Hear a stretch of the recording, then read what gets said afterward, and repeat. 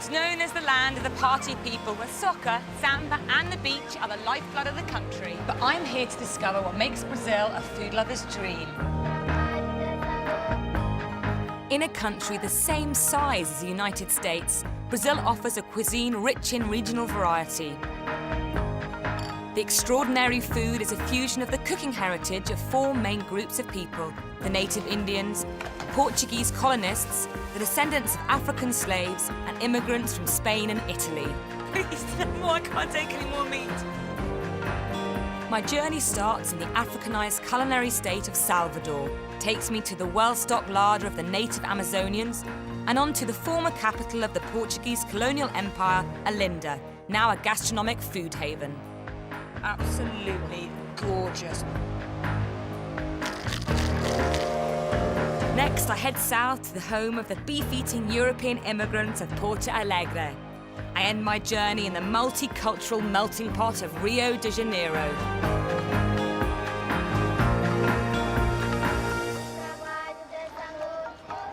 Salvador was the first capital of Brazil. It's now the leading city of Bahia.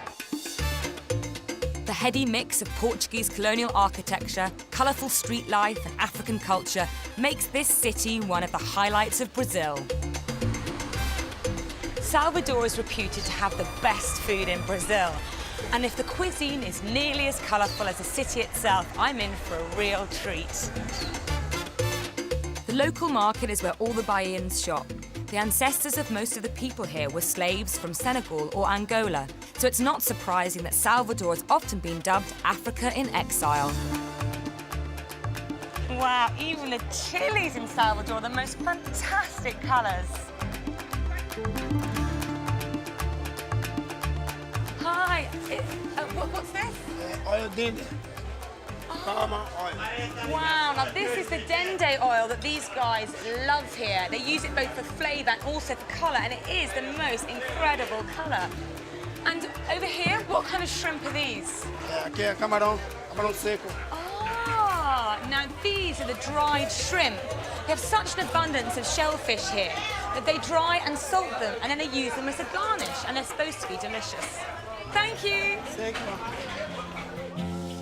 Dried beans of all shapes and colours play an important role in Bahian cuisine, but the most popular are the white beans, which are usually pounded into a puree by the stallholders. The paste is then shaped into vatapa balls, which are deep-fried in dende oil. The vatapa ball is stuffed with yellow bean paste, a slippery okra stew, a spicy pepper mix, and finally it's topped with fried shrimp. This speciality is called acarajé. Obrigada. So here goes. It's quite a mouthful. Ooh, no, I'm just not sure about that. There's something quite slimy in there. I might just quietly go over here and eat prawns on the top. Afro-Brazilians eat the same distinctive food as their ancestors. Their African traditions are carried into street life and they still practice their own religion. It's called candomblé, and its rituals involving food are still very much part of the Bahian lifestyle today. Candomblé ceremonies are always held in the favela or shantytown suburbs, often just in the front room of somebody's house, and I'm off to see what it's all about. The religious rituals involve the offering of food to the gods. Now, these ladies have painstakingly prepared all these dishes for individual gods, and the recipes haven't changed for generations. Now, over here, we've got Oxalá, and he has all things white because he's the god of all gods. Now, Xangu, who's the god of wealth, gets this very rich-looking okra stew, and Ogun, who's the warrior god, gets black beans and, of all things, popcorn. To invoke the gods, the women dance around a plate of food. To satisfy the spirits watching over the house, the plate of food is blessed. The women take it into the street and offer the food to the god or personal protector of the whole favela. As the women become possessed, the spirits enter their souls and another offering is made of white bean curd. The household and community are now safe from any evil spirits. As this celebration continues, a very different one is taking place in the streets of Salvador.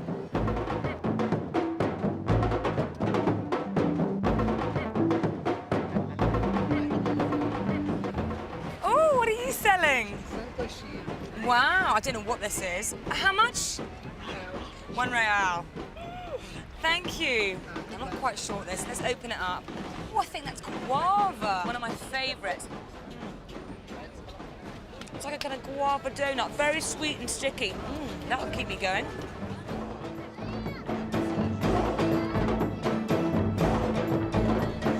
Ah, now these are student rolls, like a coconut sticky dessert, and students love them because they're cheap. And very, very tasty. And if you're thinking of dancing to the beat of these incredible drummers, go easy on the donuts. These guys live on a diet of shrimps and dende oil, so just check out those body movements.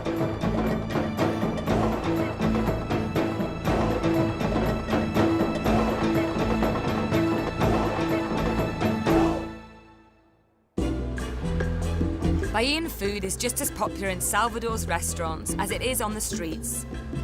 Some of the most sophisticated dishes owe their existence to the Afro-Brazilians. Dada, who owns this restaurant, was brought up in the city's slums, where she learned to cook recipes handed down from her grandmother. She started up her first restaurant in a favela, and it became so successful that she opened 2 more. The food looks absolutely sensational, so I can't wait to find out more about the recipes of her famous Bahian dishes. Hey! Hi! Now, Dada not only looks fantastic, but she's a very famous chef here in Salvador, and that's because she makes the best moqueca in Bahia. Oh! Now, moqueca is a kind of fish and coconut stew. And the first thing we're going to do is make this sort of marinade. So there's garlic going into this big dish here. Salt. Cebola. Lots of chopped onion. And this is green pepper chopped. And some deliciously red and ripe tomatoes. Cebola. Oh, this is spring onions. Getting me to work too. There we go. And this is cilantro or coriander, which they use lots of here, and some parsley as well. And they use all the stalk, which I love, because the stalk has most of the flavour, in fact, whereas we often throw it away, but no, not here. Really fresh and vibrant. She can't stop laughing. Vamos dar uma mascadinha. And it's getting pounded. This is sort of, it's going to make part of our sauce, so it needs a really good pound, so all the flavours kind of mash together, and it's going to infuse our coconut milk later. Okay, now my turn. Now we're going to add some freshly squeezed lime juice. Lots of lime juice. Can't tell you how awesome this smells. Wow, Dada, look at this fish. Isn't he fantastic? And the beautiful lobster. Wow. It's like kind of like a sea bass, this fish. Very white and meaty. Oh. I'm just going to slash the fish. Now, this is brilliant because it means all the flavours will infuse to the inside of the fish and make it unctuous and delicious. Oh, and then it goes straight onto our vegetables, okay, and then our lobster, which has been split in half. Oh, it's so fresh. He is a beautiful fella. Olive oil. Now, olive oil's going into a very hot pan. Both the olive oil, two glasses of olive oil here. Oh. And the lobster's going to go straight in with all the vegetables. Flesh side down, so the inside of the lobster's going to cook first. Fill up the fat fella. All the flavours right inside the fish. We'll put this in together.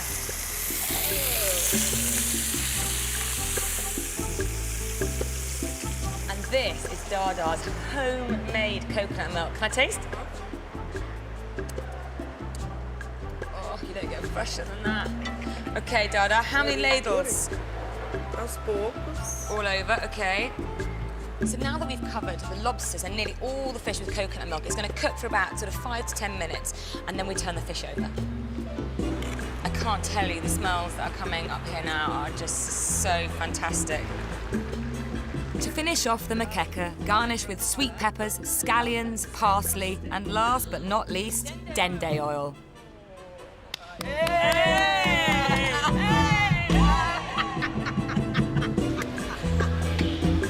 Now, if you thought the moqueca looked good, just check out Dada's buffet. It looks awesome. I don't know where to start. This really is a feast for all the senses. Not only does it taste good, it looks good, it smells good, and that's exactly what Darda's philosophy is all about, bringing sensuality and spirituality together. And that combined with the amazing seafood they have here, which they really know how to cook. There's codfish salad, there's steamed clams, there's risottos, there's lobsters. You can so see why the people here in Brazil revere the Brazilian cuisine. They seem to be enjoying the macaca. From Salvador, with its Africanized culinary influences, my journey takes me to the Amazon, Mother Nature's well-stocked food store and the home of the native Brazilians. It's the largest tropical rainforest on Earth, and the fruits of the forests and rivers have ensured that its inhabitants are amongst the healthiest people in the world. The colonists that arrived on the east coast didn't realise that further north lay one of the world's richest areas for natural food resources. The native Indian culture is still very much alive here in the Amazon, and I've come to find out more about the food they eat. The rivers of Amazonia are the arteries of the region and vital for the transportation of food and passengers. All the waterways here are teeming with more fish than anywhere else in the world, yet most is either for local consumption or for the Amazonian cities of Manaus and Belém. Now, I've neither seen or tasted an Amazonian fish before, so Anato here is going to catch me one. You got something? We caught something. Ah, he's beautiful. What kind of fish is this? Atucunaré. It's bright yellow. It's fantastic. Thank you. Can we cook this? We can eat this. Nonato's recipe is very simple. You just squeeze fresh lime juice all over the fish, then rub it with salt. Because of the high humidity in the jungle, the Amazonians eat lots of salt. A little bit more lime to suit your palate. And then you wrap it up in a banana leaf, or you could use baking foil. The important thing is to make a parcel to seal in the juices.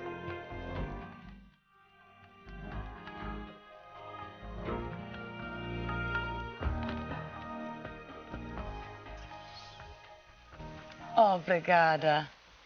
Now, there's nothing I like more than simply cooked fish.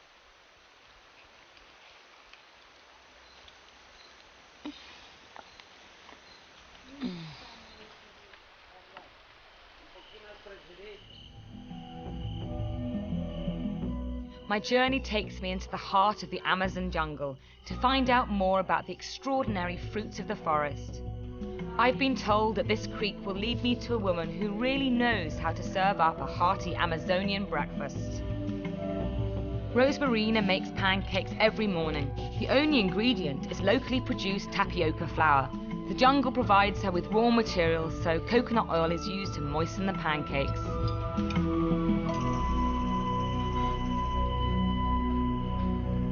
Hello, hi, nice to meet you. Hello. This looks fantastic, wow. Oh, this is tapioca. Tapioca. They smell good. Scrumptious. They're fantastic. And look at these amazing fruits. And are these all from your garden? Uhum. Aqui é cupuaçu. Okay. Wow. God, that's mad tasting. It's kind of like a cross between a banana and a mango. That's very interesting. Bacuri. Bacuri. It's another mad looking fruit, this one. Okay, here goes. Wow, that is totally incredible. It's really kind of zesty, it's got creamy. Oh, that's amazing, totally amazing. I'm just going to dive into this one. Piquia. That's very bitter. I don't think, that wasn't very nice. No. Isso aqui não. Isso aqui tem que cozinhar. Oh, you have to cook this one. O café da manhã. Oh, I think I need to have a bit more of this because that tastes a lot better. Oh, that's better. Now that one really is my favourite. Rose Marina, thank you. What an experience. Thank you.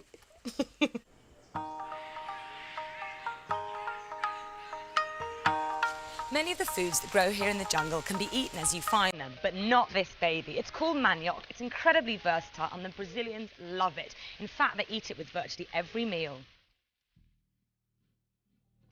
The tapioca flour we saw earlier at Rosemarina's is made from manioc. The native Indians discovered that the root is poisonous when raw.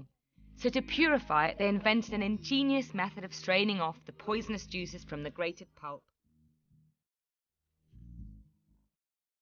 After the liquid is drained out, the manioc is washed and the grains are toasted over a hot fire.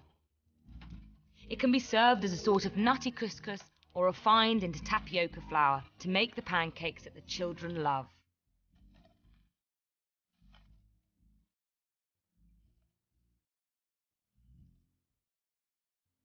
Amidst all this strangeness, you suddenly come across something familiar. Wow, so that's a real fresh Brazil nut. Because you wouldn't want one of them to land on your head. Wow, it's a tough old thing, isn't it?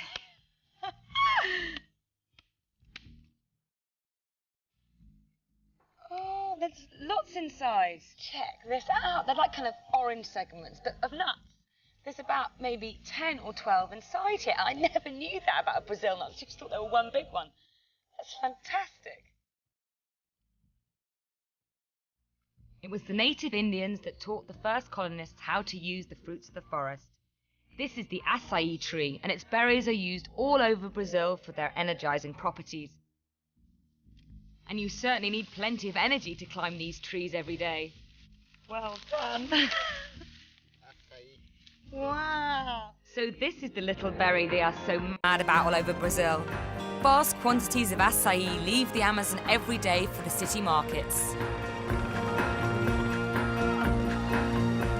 If you want to get an idea of just how much food comes out of the Amazonian rivers and jungle, then look no further than the Vero Peso market. It's like a window display of all that the jungle has to offer.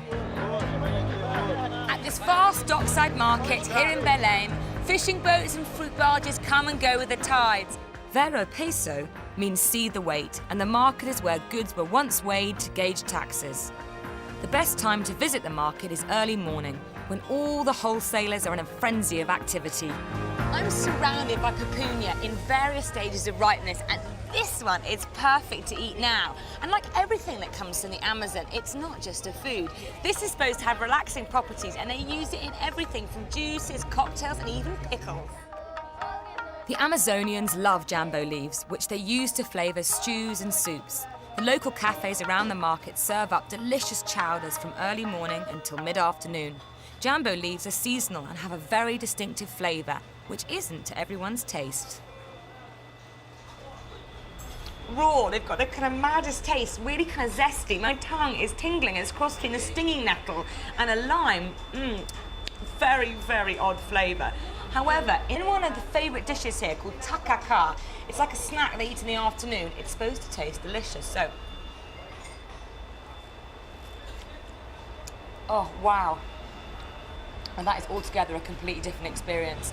Oh, the jambo leaves have lent this kind of incredible, zesty flavour, but it's completely different to lemon. And you can see this beautiful yellow colour. That comes from manioc, which is not in root form this time, but more in a kind of jelly form. It is so incredible. Thank you. Oh, it's delicious. Thank you. Excuse me, I'm really sorry, but I just have to ask you, what on earth are you eating here? This is acai. Acai, the berries. I saw them being picked in the Amazon. Yeah. You gonna try? I think, do I? Try a little bit. You're gonna like it. Okay, here goes.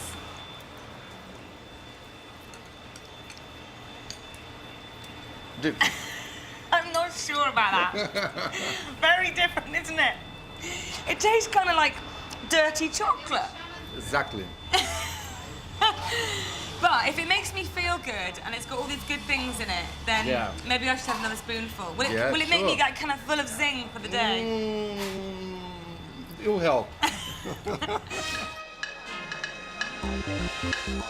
There are plenty of other things to give you a zing for the day in Belém Market. Over 650 medicinal herbs from the forest can be found here to cure everything from rheumatism to your libido. There really is a little bottle of something for every ailment in life here. This little blue one is to help you win in life. And there's one here called the Love Hug, to help people love you and want to hug you. And there's one for those men that might need a little bit of oomph, natural Viagra.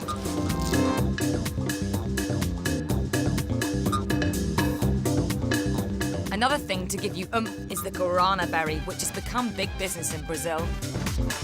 This is a guarana drink stand where locals come to get their energy boost for the day, and that's because guarana contains caffeine, and they love this particular drink. It's like a guarana lemonade, and it's more popular than Coca-Cola. And this, it's like a sugar syrup, and it's made with the crushed berries, which are powdered down and mixed with sugar to make a syrup. And it goes into a smoothie, and that's what I'm gonna try. One smoothie, please. Ground cashew nuts, peanuts, guarana powder, and guarana syrup. And even a quail's egg go into the smoothie along with dried milk. I'll have mine shaken, not stirred, please. Well, I'm not sure if I can manage all this, but I'll give it a go. Oh, thank you very much. Now, this should pick me up. And apparently it's also got aphrodisiac properties. Wow. That's like a cross between a peanut butter smoothie and a breakfast cereal. That's going to keep me going all day for sure.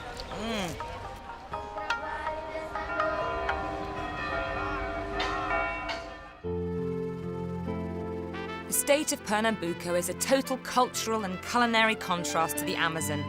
My journey takes me east to Recife, the modern capital. This is where the Portuguese colonists first landed in Brazil. The old hillside town on the outskirts of Recife is called Olinda, and it was the first capital of the state of Pernambuco. Olinda is a testament to Brazil's Portuguese colonial history. Founded in 1537, it's managed to hang on to its beautiful old buildings. Not surprisingly, it was designated a World Heritage Site by UNESCO in 1982. When the Portuguese first arrived, they declared Olinda, which means pretty place, and the name stuck. Now this sleepy little town is a haven for more artists than anywhere else in Brazil, and it's a great place to visit if you're a foodie. Traces of the Portuguese heritage can be seen everywhere in the food here, and this is a classic example. It's a tapioca taco filled with cheese. Now, the Portuguese originally brought the cheese here, but to give this local speciality a Brazilian twist, they've added grated coconut.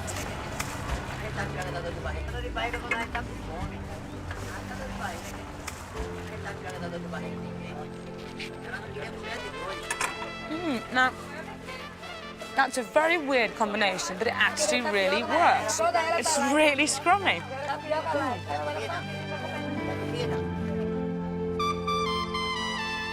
I couldn't possibly come to Olinda without trying the award-winning restaurant, the Oficina do Sabor, which translates as the Taste Office, and it's supposed to be the best in the region. The restaurant is popular for leisurely weekend lunches. The wealthy people from Recife indulge themselves on the chef's latest creations. The happy Cesar has every reason to be proud of his menu. They also have Portuguese specialities here, like the classic caldo verde, and of course salt cod fritters. Now, the Portuguese loved their cod so much, they preserved it in salt so it would survive the journey from Portugal to Brazil. But this is the pièce de résistance, the house speciality. And it's prawns, and it's cooked in pumpkin with a mango sauce, so let's have a try. It smells awesome.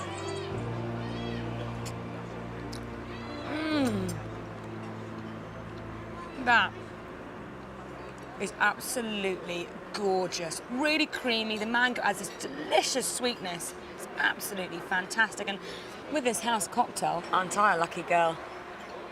An hour and a half's drive south down the coast from Olinda, you come to Porto de Galinhas, which is now a holiday resort. The name means Port of Chickens because slaves arrived here in cages which look like chicken crates. I'm not sure about the dreadful non-PC chicken sculptures, but one thing I am sure about is that this is a fantastic place to drive a beach buggy. Motoring through the palm trees with a tropical breeze to caress you is my idea of heaven.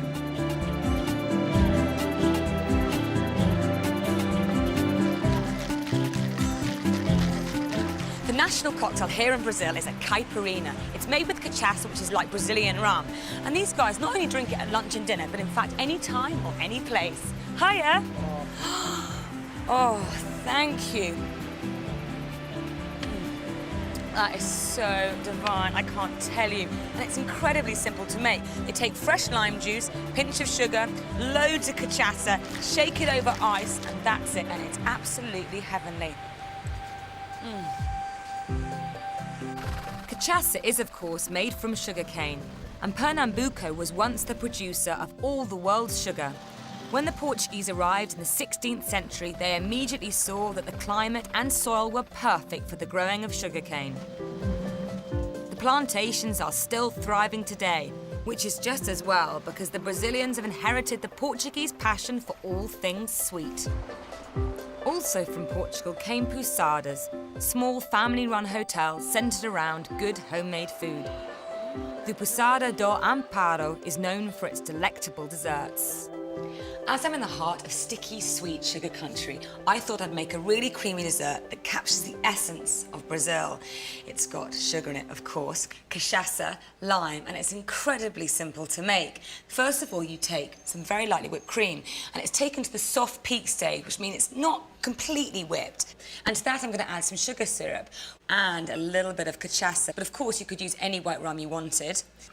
Perfect. And then I'm going to pour in the juice of 2 limes, make it nice and zesty and citrusy. So we just put a little bit of our sugar syrup mix into the bottom of the bowl. And to that, I'm going to add just a little bit of cream initially. You have to be so gentle with this because the one thing you don't want is all the air and lightness to come out of it. Add a little bit more of our wonderful smelling cachaça. Oh, it's like a sort of cachaça, sort of creamy delight, this. And another luscious spoonful of our cream. And then just finally, the last bit, give it a really, I think we can probably add the remainder of the cream now. Let's just tip the rest of this wonderful whipped cream, like that. Tip it all in, and then again, just very gently fold it all together. And now, one of my favourite ingredients, lime zest. Oh, the smell is just incredible.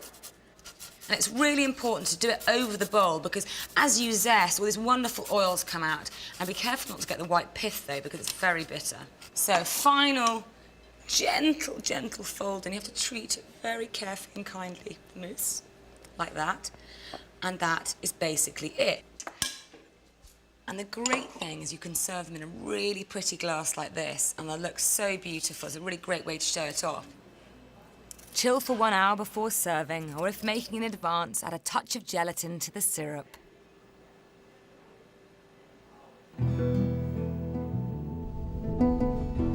When the Portuguese came to Brazil, they didn't just bring their food, they brought their religion and traditional celebrations.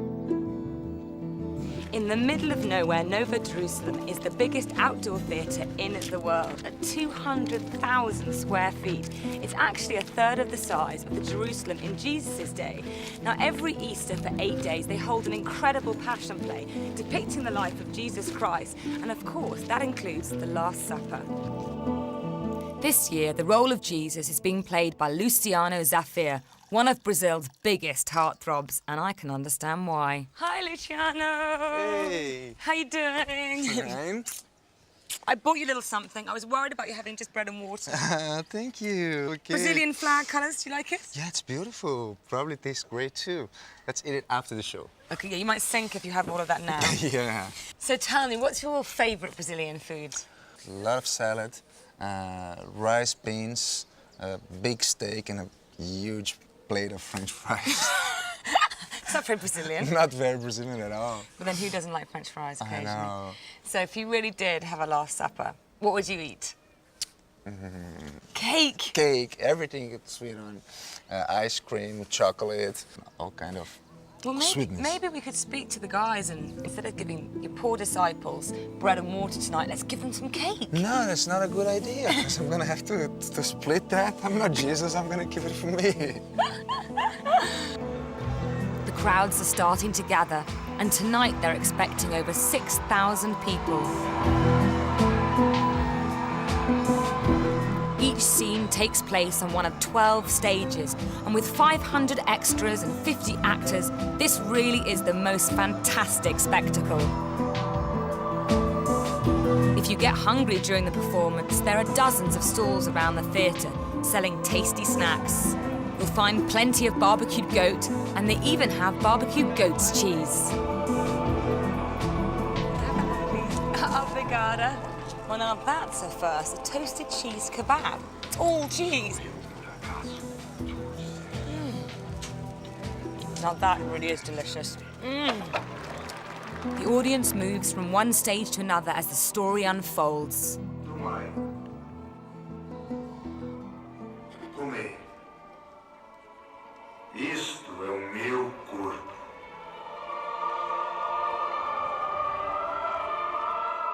The Last Supper is magnificently staged. Luciano is giving the performance of his life. While the devotees feed their souls, the oblivious stallholders carry on cooking. Now this is local goat. It's been cured, salted, and then hung and grilled on the barbecue. And typically here in Brazil, it's served with manioc, so here goes.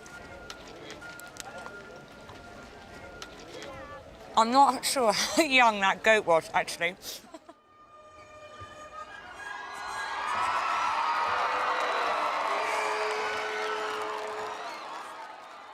Not surprisingly, on the Easter weekend, the Passion Play attracts thousands of people from all over Brazil, so the stallholders have plenty of customers. I can see the Portuguese influence once again in these typical pastries. Obrigada. Now this is a pastel, which is a kind of Brazilian pastry. The pastry's filled really thin and then deep fried, and they eat them everywhere. This one's stuffed with cheese. Well, that will definitely keep me going through the Passion Play. The climax of the evening is, of course, the resurrection. What a spectacular end to my stay in Pernambuco. 2,000 miles south, the landscape turns into savanna. My journey takes me from Recife to Porto Alegre in the heart of the Rio Grande do Sul. 350 years after the Portuguese first came to Brazil, other European immigrants arrived, bringing their own culinary heritage. This beautiful countryside is cattle country and home to one of Brazil's biggest exports. The beef produced on these sweet pastures is of the highest quality. Most of the cowboys, or gauchos as they're known here, are proud members of the Society for Gaucho Traditions. To find out more about the gaucho culture, I spoke to Vanessa Schuler, who knows everything there is to know about this close-knit community. Where do the gauchos originate from? The Portuguese and the Spanish that came to Brazil, they are nearly all men. So they fall in love for the native Indian women that live in here. The gaucho was a result of this mix. And here, how important is the meat in your cuisine? The meat is the most important thing in our cuisine. The gaucho must have red meat every day. And I mean red meat. It can be fish or chicken. Real proper man's meat? Yeah, proper man meat. And tell me something, how does your meat compare to Argentinian? For sure, our meat's the best. And our meat is the best in the world. So why don't you come with me and I cook for you one of my favorite dishes. I'd love to, thank you. Okay, let's go. Great.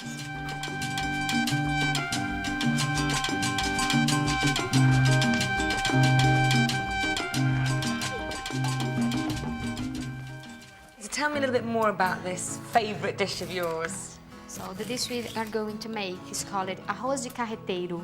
Arroz de carreteiro. Yes, this is Gaucho's favorite dish. First of all, I'd like you to make a paste with some peppercorns, salt, and garlic. And you use plenty of salt, don't you? Yes. Okay. And all the garlic? Yes, please. Perfect. And then just bash it. Yes. I like it. I get the hard job. Okay, so what next? Then oil and onions. That's all over here. Right, so add some oil. Generous. Yes, generous. Or the pan's That's okay. lovely and hot. Oh. Then the onions. All the onions? Yes, all the onions.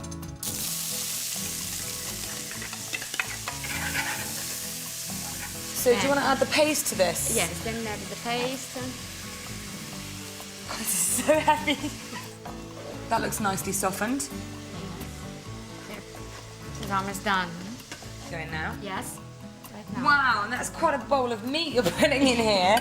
Yes, remember it's meat with rice, not rice with meat. Oh yeah, you cowboys, you like your meat, don't Yeah, you? they need meat. So you're just going to fry that to seal the meat, Yes. are you now? Okay. Okay. Now this dish translates as Waggoner's rice. Why was it called Waggoner's rice? Because in the past, the gauchos used wagons to transport the meat. It was made with dry meat in the beginning because it's much easier for transportation. Oh, of course, because they didn't have refrigeration like we do now. Exactly. Oh, I see. How many tomatoes do you want me to chop? 4 would be enough. Lovely tomatoes.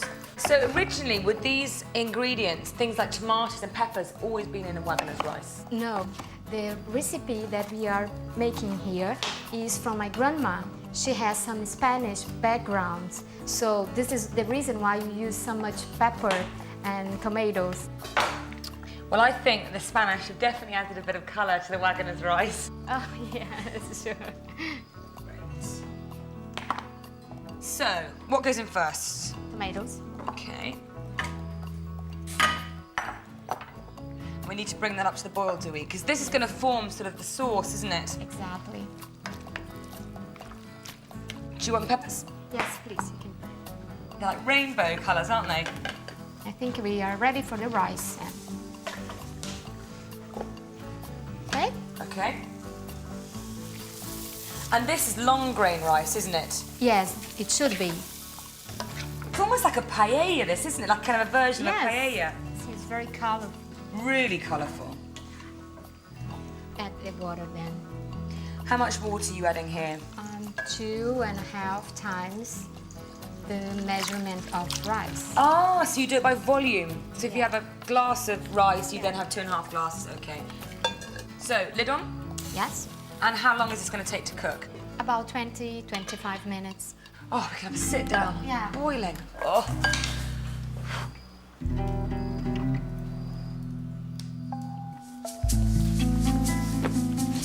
Barbecued lamb is on the menu for lunch today. To keep their seats in the saddle all day long, the gauchos need energy, so a hefty meal is eaten at high noon. They always start with meat, and I just hope that our rice dish is going to match up to their usual standards. Chop a little spring onion and some parsley to garnish our rice, which looks mouth-watering. Et voila. There we go. And do you think the gauchos would mind if we had a quick taste? Of course not. Okay, let's try it.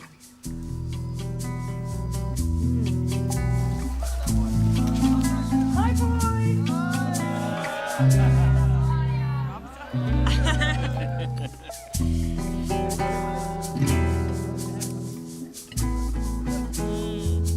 Muito bom. Maravilhoso. Oh, he likes it? Vinitza, I think we've done a really good job, eh? Yeah, we are a good team. Very good team. Tá maravilhoso.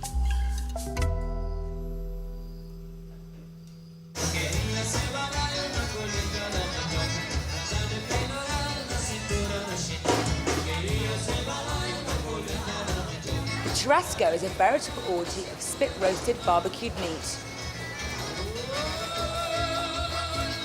This truly is a meat lover's paradise. The meat looks mouth-watering really good. Ooh. And the great thing is you can eat as much as you want for about $7. And you know something? The meat just keeps on coming.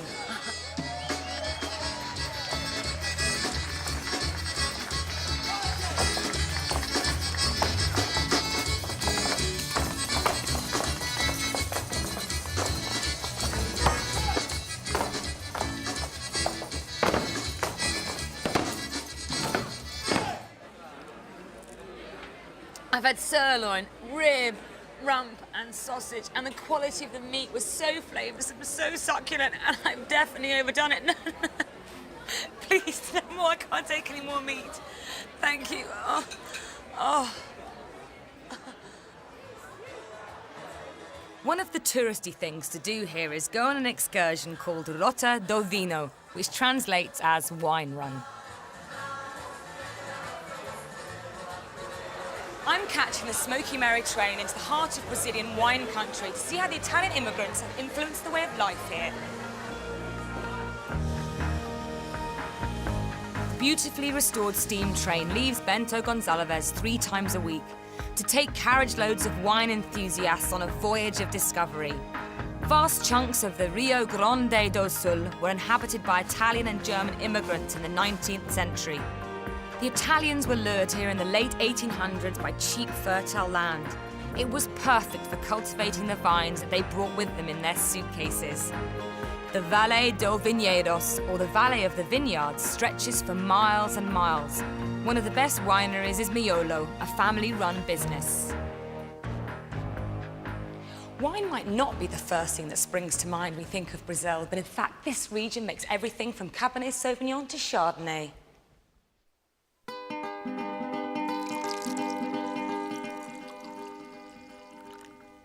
The Miolo family are proud of their wines, and luckily for me, Carlos Nogueira, one of the managers, has invited me to sample some wines over a mid-morning breakfast.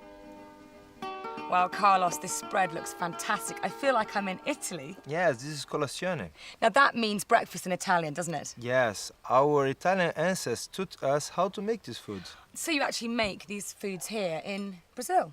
Yes. Well, and of course the wine, which I'm dying to try. So which is the first one? This is Sauvignon Blanc. Which of course I've heard of. Never had a Brazilian one before. I'm impressed. This Very is fruity and it's lovely, delicious, really delicious. Yes. This is my favorite. This is Pinot Noir. Oh, no, I like Pinot Noir too. We'll try.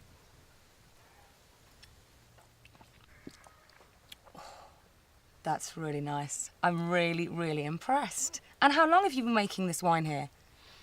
Miolo's family came here 100 years ago, but they just started to produce wines 10 years ago. 10 years? Yeah. Well, I think you're doing pretty well. Here's to Brazilian wine. Yes.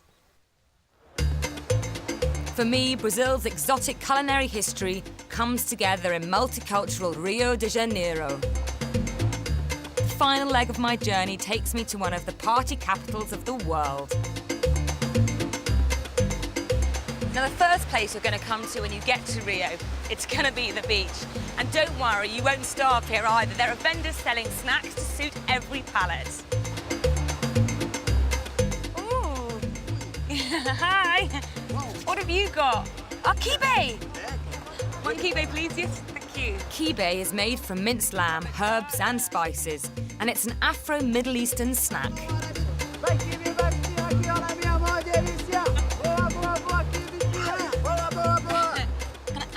Flavours here. Absolutely delicious, and with the chilli on top.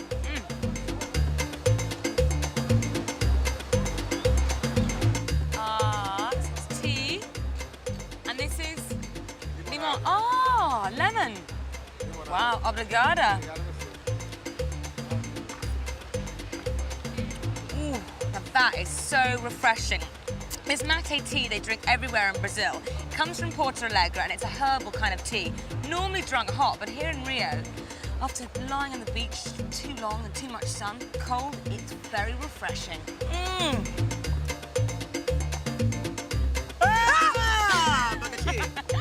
Mr. Pineapple Man. Oh, obrigada. Sweet, juicy, perfectly ripe. Oh, thank you. I love you.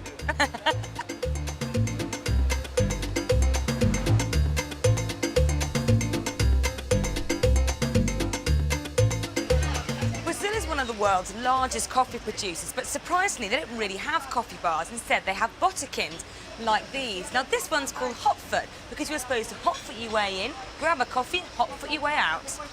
Obrigada.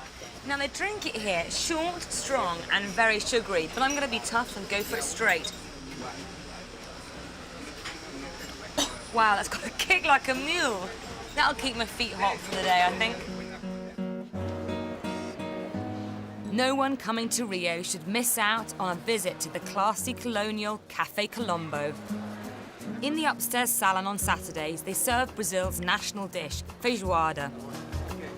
Feijoada is a rich, meaty stew made with a huge variety of meat offcuts, mixed with black beans. The ingredients are cooked for several hours until tender. Rio is reputed to have the best feijoada in Brazil. And at the Café de Colombo, they separate the meat into large pots so that their customers can choose what they want to eat. Kale tossed in garlic is one of the classic side dishes. For a novice like me, it's all a bit daunting, so I've arranged to meet a feijoada aficionado here for lunch. Fernando Continentino is from Rio, and like most locals, loves this dish. Hi, Fernando. Hello. I hear you're one of this restaurant's best customers. Sure I am. Every Saturday I'm here. I'll tell you the whole story. The African slaves used to receive from their masters the off-cut meat, and they made a delicious dish, which is now our national dish. What's that? Pig's ears. Yeah. It smells good, I have to say. It does smell It's good. really, really, really Smoked nice. tongue. Is that worth giving a go to? Yeah. That's good. That's really, really nice. Ah, now this one, this is the kind of salted pork. And you have Of course, some the beans. beans, absolutely. Now, you couldn't have feijoada without the beans. There you go. Okay. Kale isn't the only side dish. Others include sausages with onions, plenty of manioc, of course, and crispy pork rind.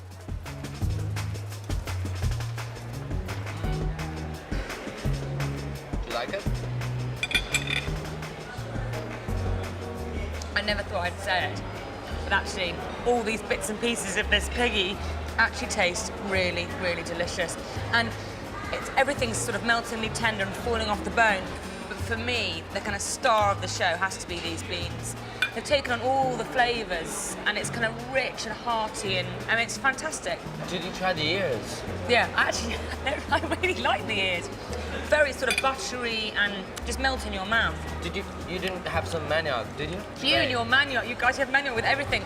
But the manioc does lend a kind of sort of crunch to it, doesn't it? And you know what I find really sort of ironic about this is that this dish that we're eating here, which was originally something that slaves would have eaten, and yet now it's your national dish, and we're eating it in this fantastic location. You'd never have thought that would happen, would you? Never. It's really fantastic.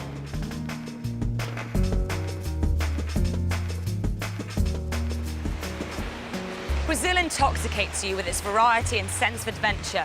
I've loved the uniqueness and independence of each region. Awesome seafood in colourful Bahia, hearty, meaty gaucho food in Porto Alegre, and of course, Mother Nature's very, very own store, the Amazon. There are influences here from Spain, Portugal, Italy, and of course, Africa, yet somehow they've made them uniquely Brazilian. For me, it's been a food lover's dream.